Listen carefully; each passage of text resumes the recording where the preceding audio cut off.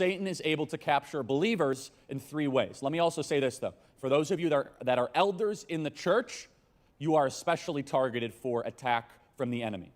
It says that very clearly in the scriptures. If anyone here is an elder of this wonderful church. So number one, Satan tries to get you through your vows. I will never take another drink again. Don't say that. You are not capable of doing that. The self-control is a fruit of the Spirit. It says it very clearly in the scriptures. Instead, you should say, only thanks to the power of Jesus Christ would I ever not be able to take another drink again. That is a completely different thing than saying I alone can take on the evil and the devices of Satan. Completely and totally different. And Jesus said this.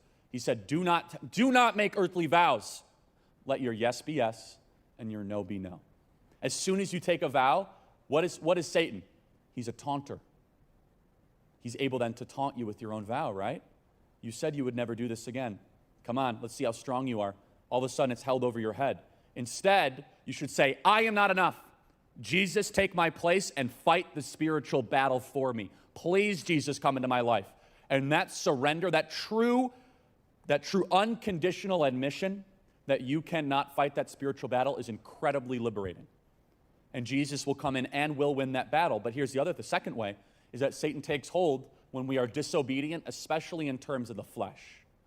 Satan is a master of being able to capture us when we engage in repetitive, intentional, fleshly sin. We all know what that is. I don't need to overemphasize that. You know what that is. It's when we decide that things that feel good, that we know that are not good for us, especially in the sexual domain, that's where Satan is licking his chops and he knows he's got you. He knows that's where human beings are in some ways at their weakest. This is why it says in the New Testament, flee from sexual immorality. And it goes on to say that Satan prowls the earth, in 1 Peter, prowls the earth like a lion looking for those to devour. It's a pretty profound statement, isn't it? Now again, I'm not sure any of you expected to come at an 8 a.m. service and hear about Satan, but you'll be glad you did because he's real, okay?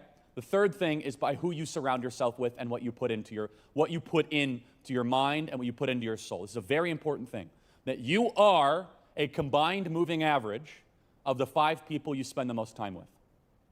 Go home tonight and list the people you spend the most time with, the 5 people you spend the most time with. Not your 5 best friends, not the 5 people you want to be with, but just an allotment of time. Are those 5 people glorifying God?